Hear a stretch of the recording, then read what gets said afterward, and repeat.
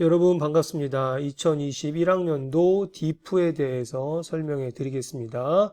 세음학교가 둘의 학교가 되면서 시프 아니냐 뭐 이런 얘기도 있었는데 디프 타이틀 그대로 유지하고요. 디퍼 인콰이어리 페어입니다. 세음학교 심화 탐구 대회예요. 올해로 3년째를 맞이하고요. 현재 9학년은 7학년부터 이제 세 번째 하니까 아마 올해도 멋진 결과물을 내지 않을까 그런 기대를 해보고요. 7학년들도 처음이지만 작년에 선배들의 결과를 봤죠. 그래서 여러분도 잘할 수 있습니다. 한번 우리 열심히 한번 해봅시다. 우리 8학년도 이제 두 번째죠. 작년에 한번 해봤으니까 올해도 일상생활에서의 탐구 질문을 뽑아서 그것을 해결하는 그런 과정으로 3주간의 시간을 보내면 좋겠습니다. 몇 가지 안내할게요. 자, 디프 기간은요, 6월 14일부터 7월 9일. 7월 9일은 탐구대회가 있습니다. 7월 9일날 포스터 전시할 거고요. 그날, 우리가 이제 전시한 포스터 앞에서 발표하면서 평가까지 이어가도록 하겠습니다. 자, 제가 이제 취지에 대해서 좀 읽어보도록 할게요. 사랑하는 새음인 여러분, 여러분을 위한 특별한 배움, 심화 탐구대 시즌3가 되었습니다. 작년에 이어 올해도 여러분의 참신한 아이디어와 창의력이 드러날 수 있기를 기대해 봅니다. 여러분도 알다시피 인간은 주어진 환경에 적응하기도 했지만 새로운 것을 만들면서 문화를 형성해 왔습니다. 문화 명령이 있죠. 조금 이따 읽어볼 텐데 뜨거운 여름 3주간의 탐구 활동을 통해 공동체의 필요에 주목하고 작은 도움을 위한 문제 해결 과정에 도전해 봅시다. 3주간 총 6시간이 6차시고요. 7월 8일은 집중 배움이고 7월 9일날 금요일인데 이때 이제 탐구 대회가 진행이 됩니다. 학술제란 이름으로 올해는 디프하고 고등과정의 도제 배움이 금요일하고 토요일날 진행이 되는데 우리는 금요일날 오후에 탐구 대회가 진행이 될 겁니다. 자, 디프 기도문이에요. 읽어보겠습니다. 살아계신 하나님, 하나님의 영광을 위하여 살아가게 하소서. 삶의 다양한 문제를 지혜롭게 바라보고 공동체를 위한 해결책을 마련하여 남을 돕는 일에 쓰임받게 하소서. 이를 위한 3주간의 도전을 잘 감당할 수 있도록 도와주시옵소서. 매 순간 성실함과 책임감을 갖고 임하게 하소서. 예수님의 이름으로 기도드립니다.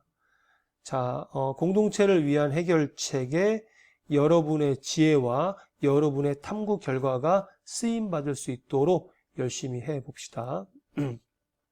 디프의 목적이에요. 계속 이제 반복되고 있는데 누군가를 돕기 위한 따뜻한 마음으로 삶의 다양한 문제를 해결하기 위해 탐구 과정을 세우고 해결책을 마련한 뒤 그 결과물을 공동체와 나누며 탐구 역량을 기른다. 여러분이 마련한 해결책을 나누는 것이 중요한 과정입니다. 자, 디프를 통해 기대하는 것은요. 첫 번째, 탐구 중심이다. 문제 해결 중심이다. 변화가 필요한 곳에 주목하고 탐구 문제를 선정하는 거죠. 여러분 주변 살펴보세요. 아, 저거는 좀 문제가 있는데 저 부분은 이렇게 하면 좋겠는데 이런 식으로 해결책을 문제를 발견하고요. 거기서 탐구 질문을 뽑아내고 그 질문을 바탕으로 여러분이 해결책을 마련해서 공동체와 나누는 것이죠. 공동체의 불편함을 해소하기 위한 과정이다. 단순히 내 호기심을 확인하는 과정이 아니라 어떠한 구체적인 불편함을 해소하는 과정이면 좋겠고요. 이 모든 과정이 문화 명령이에요. 하나님이 그들에게 복을 주시며 하나님이 그들에게 이르시되 생육하고 번성하여 땅에 충만하라. 땅을 정복하라. 바다의 물고기와 하늘의 새와 땅에 움직이는 모든 생물을 다스리라 하시니라. 창세기 1장 28절인데 이게 문화 명령이거든요. 하나님 우리에게 맡겨주셨어. 우리에게 맡겨주신 것들을 잘 다스리고요. 내가 살고 있는 주변 환경에 어떤 공동체에 또 누군가의 필요를 채워주기 위한 쪽으로 우리가 이제 행동하고 또 구체적으로 어떠한 액션을 하는 것이 어떠한 이제 활동을 하는 것이 문화 명령이라 볼 수 있고요. 이걸 좀 어렵게 얘기하면 청지기적 사명을 감당한다라고 볼 수 있는데 우리는 하나님을 사랑하는 마음으로 이웃을 사랑하고 이웃을 사랑한다고 하는 것은 그들의 필요를 구체적으로 이제 채워주는 거죠. 그러니까 옆에 있는 친구들의 필요, 우리 가족의 필요, 우리 학교 공동체의 필요, 더 나아가서는 이 시대의 필요를 어떻게 하면 채워줄 수 있을까? 라는 것에서 출발하는 것이 디프입니다. 그래서 여러분이 어떠한 이제 문제의식에서 비롯된 탐구 활동을 하고 구체적인 해결책을 마련했다면 그것을 공동체와 나누는 것이죠. 제가 같은 맥락으로 벌써 세 번째 이야기하는 것 같습니다. 그래서 이 문화 명령을 잘 수행한 인물 두 사람을 제가 소개할게요. 첫 번째는 이제 현대화학의 창시자라고 하는 로버트 보일인데요. 보일의 법칙. 온도가 일정할 때 압력과 부피는 서로 반비례한다라는 거야. 온도가 일정할 때 압력이 세면 부피가 줄어들고요. 압력이 약해지면 부피가 이제 증가한다라고 하는 건데, 이 보일은요, 헌신적인 그리스도인이었으며 하나님께 영광을 돌리기 위하여 자연을 활용한 설교문을 자주 작성했대요. 무슨 얘기니? 보일은 하나님을 사랑하는 마음으로 자신의 어떤 그런 관심 분야에서 열심히 활동한 인물이야. 그 결과 이렇게 보일의 법칙이라고 하는 어떤 이런 그런 화학의 법칙도 이제 이렇게 밝혀낼 수 있었고요. 우리가 이것을 배우고 있잖아요. 그래서 보일은 좀 가려졌는데, 자연을 창조하신 분께 영광을 돌리기를 잊지 말라.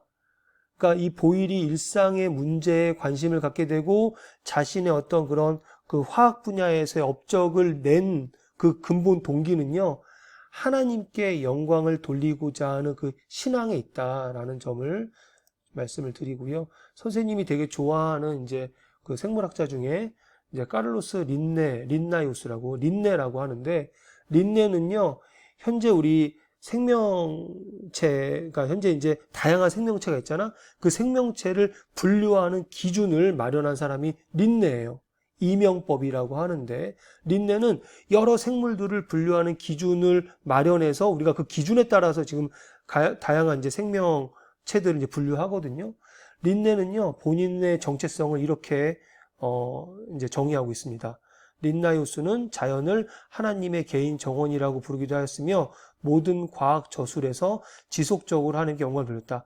그러니까 이 자연 만물을 보면 이거 하나님의 개인 정원이다. 나는 그 개인 정원에 고용된 일꾼이다라고 이제 본인의 정체성을 그렇게 정의를 하고 있고, 그런 일꾼으로서 열심히 그 자연을 이제 탐구하고 탐색하다가 어떻게 하면 체계적으로 분류할 수 있을까라고 고민하던 끝에 이제 분류 체계를, 이명법이라는 분류 체계를 마련한 거죠.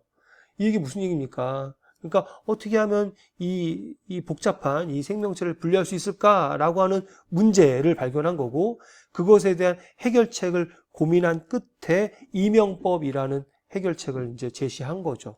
지금도 우리가 쓰고 있습니다. 인간은 깜짝 놀랄 만큼 창조주 하나님의 무궁무진하심에 완전히 넋을 잃을 수밖에 없다. 하나님께 완전히 매료되었기 때문에 그것을 바탕으로 거기에 동기부여가 이제 생겨서 그 열정을 갖고 이제 열심히 이 피조 세계를 이제 탐구한 거죠. 자연 만물을 이제 탐구한 겁니다. 그래서 여러분도요, 주변을 살펴보세요. 주변을 살펴보고 관심 가는 문제를 좀 찾고요.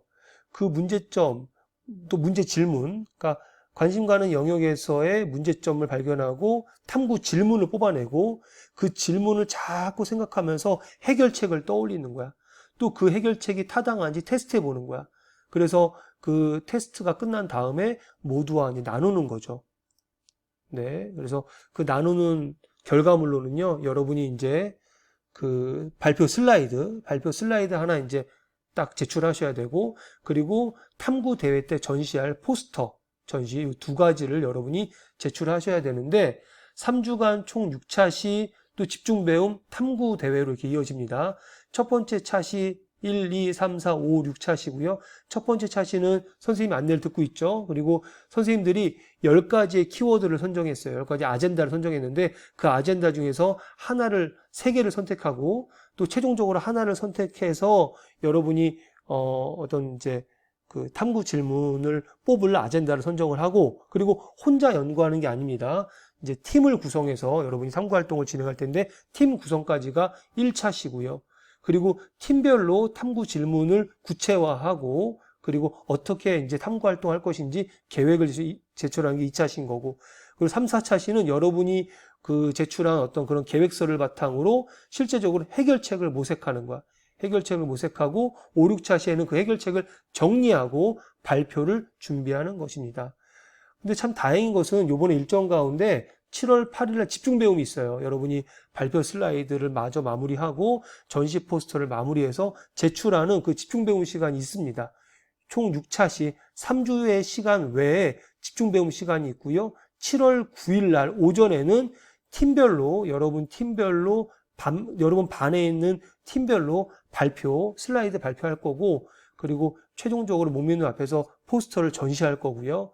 그리고 7월 9일 오후에는 탐구 대회가 진행이 될 겁니다. 그러니까 요 대회 어떤 진행되는 거에 따라서, 안내에 따라서 여러분이 발표를 하면 다른 학년이 와서 이제 봐줄 거예요. 그래서 그리고 최종적으로 어떠한 포스터가, 어떠한 발표가 우수했는지 평가까지 해보는 시간을 가져보도록 하겠습니다. 자, 선생님 설명은 여기까지고요. 지금부터는 각 반별로 선생님의 안내에 따라서 진행하면 좋겠습니다. 기대하는 마음과 열정으로 멋진 탐구 대회를 만들어가 봅시다. 여기까지 할게요.